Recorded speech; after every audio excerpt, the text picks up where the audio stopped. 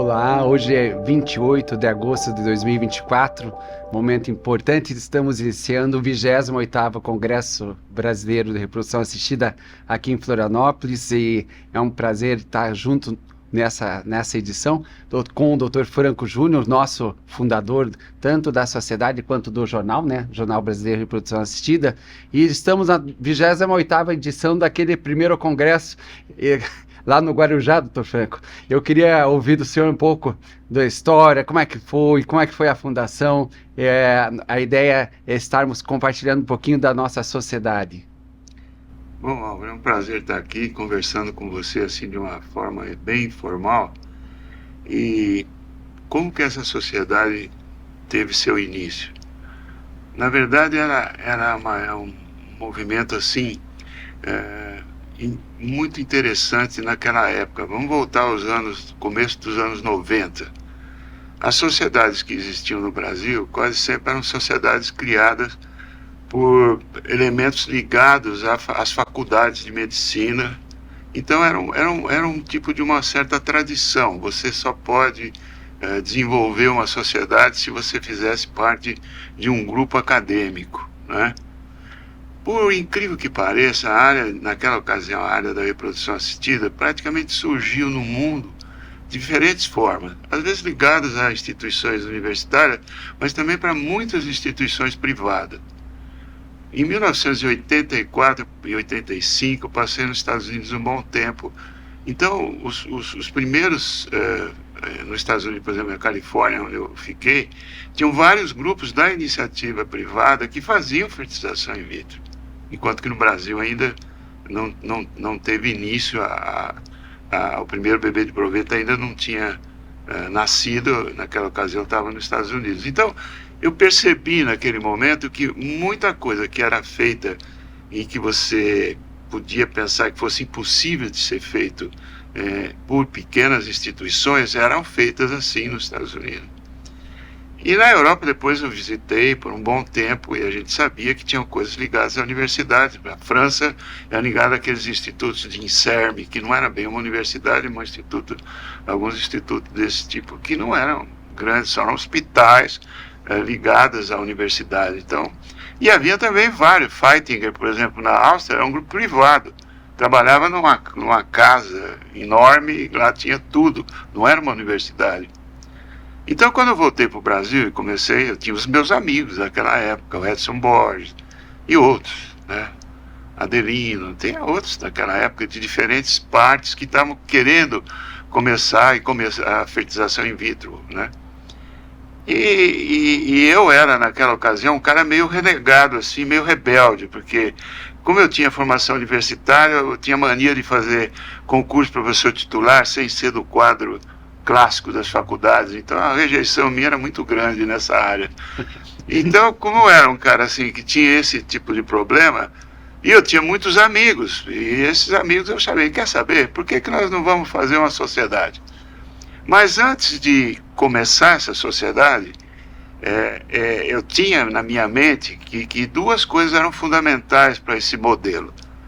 Uma sociedade tinha que sempre ter uma parte científica muito forte. Então, para ela ter uma parte científica forte, ela precisa ter um jornal. Então, por incrível que pareça, essa sociedade se iniciou depois da criação do jornal. Perfeito. Então, a primeira edição que nós tivemos do Jornal Brasileiro de Reprodução Assistida, hoje, SBRA, Assisted Reproduction, porque criou já a sua terminologia inglesa, né? Porque tem índices altos nos órgãos de aferição, de eficácia, né? Naquela ocasião eu falei assim, vamos nos mirar em sociedades que dão sempre certo, e que deram certo. Vamos mirar. A primeira que eu mirei, para quando eu reuni com o pessoal, assim, informalmente, essa forma criada assim, de forma informal, é a sociedade europeia. Como era o modelo da sociedade europeia? Primeiro, ela tinha um presidente da sociedade. Nesse caso, por exemplo, o presidente nosso aqui é o Dr. Álvaro. É o presidente da nossa sociedade de um determinado período. Nesses últimos 3 anos, com certeza. Por exemplo. E assim, nós tivemos nossos vários presidentes. Mas também, nós tínhamos o presidente do Congresso. Perfeito, e assim que agora era... Ricardo Nascimento nesse ano. Exatamente. Então, isso na primeira vez foi assim, porque eu comecei a imaginar, nós temos que dividir o poder das coisas, o poder de comunicação, a abertura. Então, por exemplo, o Dr. Alva tem os amigos dele que tem mais relacionamento e tal. Então, esses vão ter mais atividade, vão participar, etc, etc. O Dr. Ricardo também tem. Então, na ocasião que ele está fazendo o congresso, ele tem também mais a pessoas que eles têm mais acesso. Isso fez com que a sociedade, desde a sua do primeiro congresso, o primeiro congresso foi já em 1997, em dezembro. O jornal, primeira edição, já tinha saído em janeiro de 97. Só que o presidente do primeiro congresso não fui eu. Eu era o presidente da sociedade, foi o Edson Borges. Lá no presidente Guarujá. no Guarujá, é isso que você estava falando. Uhum. E assim nós fomos sucedendo. Presidentes da sociedade, presidentes de congresso. Essa alternativa dividiu o poder. Perfeito. Entendeu? E enraizou a sociedade de uma forma tão forte que ela cresceu tanto e hoje suplantou as sociedades que tinham aquela vinculação extremamente ligada ao professor titular, ao professor que mandava na universidade, que só os amigos dele podiam fazer isso, dar palestra, etc. Então a sociedade teve um espírito de abertura total. Ou seja, aquele que eu gostava ou era meu inimigo, eu não era amigo do Edson, por exemplo, dava palestra na sociedade. Apesar de eu ter, acho que eu não tenho tantos inimigos assim, mas digamos, aqueles que eu não tinha tanta simpatia ou não. O convívio, muitas vezes. Exatamente, o convívio. Então a sociedade se enraizou e cresceu por causa da na minha opinião, né? Modesta opinião, por causa da alternativa do poder. Né? E essa alternativa fez com que se abrisse os leques para você. É exatamente o modelo europeu. Por quê? Na Europa você tem vários países, Portugal, Espanha, tudo tal. Você não podia deixar uma sociedade crescer na Europa só comandada por espanhol. Então havia alternativa dos congressos e ao mesmo tempo havia alternativa a alternância da presidência do Congresso. Congresso é uma coisa, o presidente da sociedade. Assim que é isso que enraizou. Essa, na minha opinião, foi o grande mérito dessa sociedade. E ela não excluía pessoas que tinham desavença com isso, com aquilo, com a universidade, que não tivesse, que naquela época comandava, tinha o estilo de comandar todas as sociedades, não era só. E também, por sorte, a reprodução assistida cresceu muito nesse período.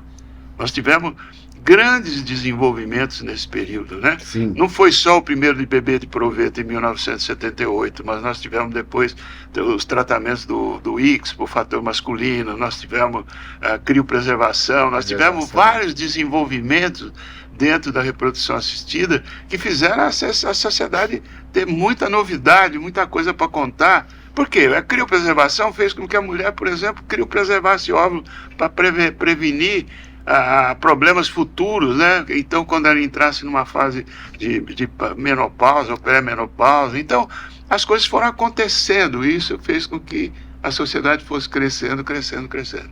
Esse, na minha opinião, foi a abertura, a democratização do poder e fez com que enraizasse a sociedade. Esse é o meu primeiro ponto. Não, e aí vem a importância do jornal, né, como veículo importante da ciência, né? O senhor ponderou no Congresso a ciência importante, o convívio e a amizade e o fato de você estar junto com as pessoas também faz com que essa sociedade vai crescendo e se amoldando, mas acho que esse fato do jornal se transformando em um veículo de credibilidade reconhecido nacionalmente e internacionalmente, deu peso, eu diria assim, deu segurança para que a sociedade também crescesse. Quer dizer, o jornal, a ciência, né, como base do desenvolvimento, ela se firmou tem se firmado através do jornal e os congressos que realmente são efetivamente um momento em que eu vou divulgar de uma forma mais aberta, mais plena, mas eu acho que importante, são dois veículos diferentes de comunicação de ciência, né? Um impresso, hoje online, então o impresso tem expressividade exponencial, porque o artigo vamos dizer, vai para todo mundo, né? Então, mas eu acho bacana reforçar, né, a importância da sociedade de crescimento, tanto na questão de quantidade como na qualidade e no reconhecimento tanto dos congressos. A gente vê essa edição, doutor, nós tínhamos uma expectativa de 1.500, estamos com 1.564 inscritos. Nós ultrapassamos nosso budget, né, né, de 1.500. Então, a gente está tendo uma responsividade dos sócios, dos associados, também importante, ao participar dos eventos conosco, né?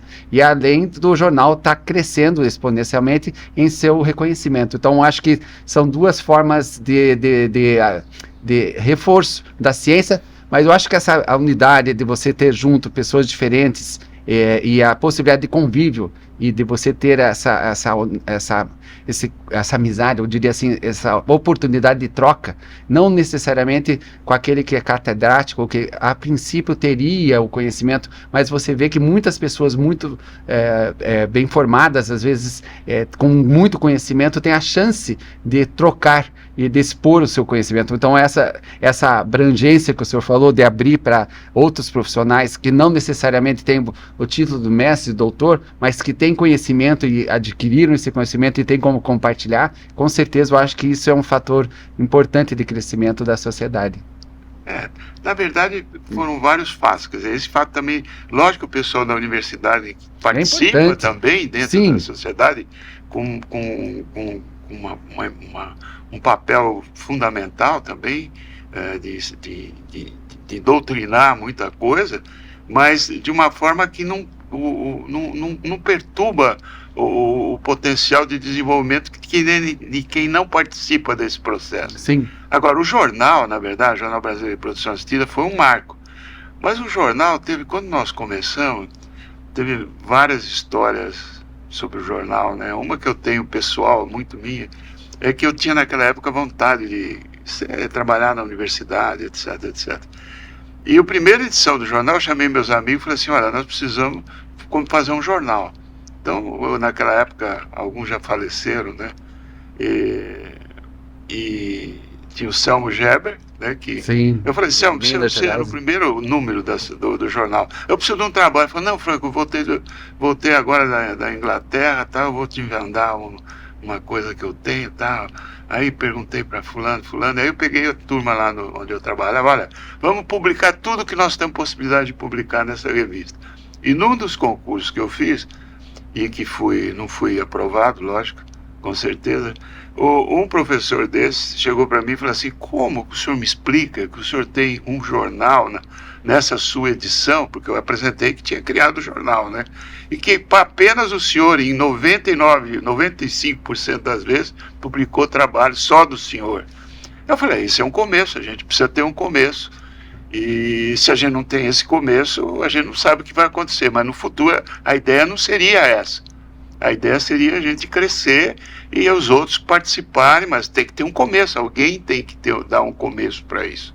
E foi assim que meu grupo, no primeiro número, você pode ver, acho que a maioria deles, com raras exceções do Selmo, e agora eu esqueci do segundo, daqui a pouco eu lembro o nome dele, que saiu o jornal. Bom, muito que bem. Esse jornal ficou lutando com vários editores. Maria do Carmo Borges pegou como editora, eu fiquei uns 6, 7, 8 anos, aí a Maria do Carmo ficou mais uns 10.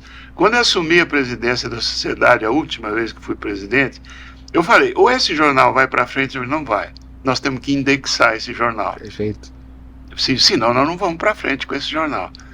Bom, aí nós fizemos todo um trabalho com o João Batista, com a Elisângela, que é a nossa secretária, com gente especializada em que tinham já revistas que estavam sendo credenciadas nesses órgãos internacionais. E aí começamos a trabalhar com isso. Aí, meu amigo, a hora que nós conseguimos, quase que por milagre, de conseguir a nossa revista ser credenciada, indexada, aquilo foi um estouro em termos de reconhecimento. E o que acontece hoje? Se você pegar o último número, eu não tenho ele aqui que saiu, você tem gente da Índia que manda trabalho para publicar na revista, da Alemanha, dos Estados Unidos, da Austrália, de várias partes do mundo inteiro, enviam trabalhos para serem aceitos no nosso jornal. Quer dizer, houve uma mudança completa quando a gente indexou em nível internacional, em nível de PubMed, que foi a primeira presença, ou seja, quando você vai fazer um tema qualquer, você quer saber, por exemplo, alguma coisa a respeito de adenomiose. Então você vai por lá no PubMed, adenomiose, aparecem os trabalhos. Só os jornais indexados no PubMed é que aparecem lá. A hora que, então, o seu trabalho passa a ter uma repercussão internacional. O cara na China que colocar adenomiose, aparece o trabalho do Dr. Álvaro. por exemplo. Perfeito. Então isso tem uma repercussão muito internacional. E depois disso, nós tínhamos o segundo ponto, entrar na Reuters, que é a mais, que dá fator de impacto. E aí a gente passou 4, 5 anos nessa história, até que nós conseguimos o fator de impacto. E esse fator de impacto foi crescendo, hoje é acima de 2 e pouco, 2,3, 2,4.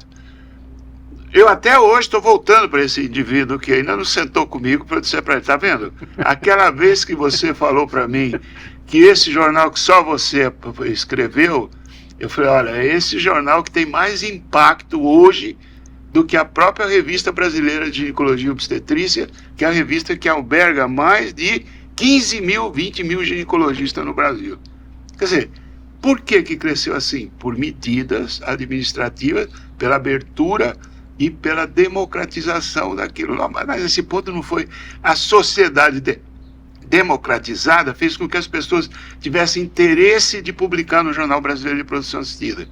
E ele tem seus méritos, porque o fator de impacto não é uma coisa que nós damos, são o pessoal do exterior que dá esse impacto para nós. Perfeito. E outra coisa muito interessante, por exemplo, hoje eu sentei para assistir essa reunião que teve agora de manhã da Rede Latino-Americana.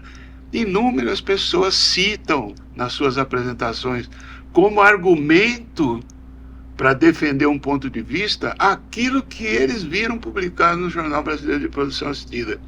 Coisa que há 20 anos atrás não existia. Perfeito. Hoje não. Nessa reunião de hoje, por exemplo, umas 10 justificativas para dizer o meu ponto de vista se baseia nesse trabalho publicado no Jornal Brasileiro de Produção Assistida. Ou seja, os brasileiros até estão definitivamente convictos que esse jornal é bom. E o que está escrito lá deles pode servir de definição da sua opinião, do seu ponto de vista. Então isso é muito importante, porque é a credibilidade que tem que ter. Não adianta você só dizer que você é honesto. Você tem, além de ser honesto, você tem que ter a cara de honesto. Mas o jornal, ele tem credibilidade, que não fomos nós brasileiros que criamos a credibilidade, fomos nós. Sim, mas na essência a credibilidade veio de fora, dando um impacto alto para o jornal. Ou seja, o que está publicado no jornal é algo que tem valor, serve para ditar norma, serve para te orientar no seu dia a dia, na sua forma de pensar, na sua forma de definir os seus procedimentos. Então isso foi muito importante. Então uma sociedade que tem bons presidentes que tratam com muito carinho, com muita importância os seus congressos, que tem um jornal que é muito cultivado por todos participam, quando tem algo de diferente enviam para publicar, entendeu? Cuidam bem. Então nós temos uma sociedade bem cuidada, tanto do aspecto do congresso, como muito bem cuidada do seu ponto de vista de jornal, pelos nossos presidentes, que é esse que é o responsável, por exemplo, o Álvaro, está cuidando do jornal. Ele não está cuidando do Congresso, mas o jornal é obrigação dele. Ele cuida do jornal. Olha, precisa fazer isso, precisa fazer aquilo. Ele administra o jornal para que ele tenha fôlego para continuar mantendo, crescendo, tendo impacto. E o presidente, nesse caso, por exemplo agora de Santa Catarina, o Ricardo, está extremamente preocupado que isso seja um sucesso. Então nós temos diferentes pessoas trabalhando nas duas essências de uma sociedade moderna, não digo, mas de uma sociedade forte, como é, por exemplo, a sociedade europeia. Eles têm um jornal, que é uma reproduz que tem impacto altíssimo, lógico, muito maior que o JBRA, mas não vamos comparar a coisa, e tem os seus meetings anuais.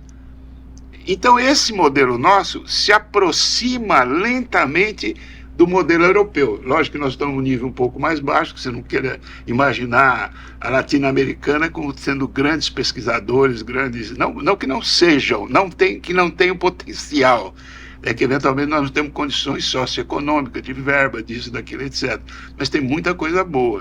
Estamos cada dia começando a se aproximar num nível de uma sociedade já padrão, ou que se mira como exemplo, que eu tomei há 30 anos atrás, mais ou menos como exemplo. Muito bom. Está longe? Tá, mas já está cada dia mais perto agora. Já não está tão longe como era há 30 anos atrás, que não existia nada. Essa é a minha visão sobre a história da sociedade. Que bacana. Excelência como base do processo. É bom estar com você agora nesse 28º Congresso novamente. com recorde público, 1.500, nós tínhamos estipulado, né, recorde público, recorde de trabalhos científicos que foram enviados para análise novamente, muitos trabalhos científicos. Então, acho que esse reconhecimento nosso enquanto sociedade, enquanto congresso, enquanto jornal, tem acontecido, e o trabalho da gente é seguir esse alvo de excelência. Olha, eu cada dia me sinto mais orgulhoso de todos esses colegas que deram suporte para esse tipo de ideia. Porque poderia não ter acontecido absolutamente nada, mas deu certo. Então, eu praticamente não participo diretamente disso tudo, mas participo torcendo para que isso continue por muitos e muitos anos.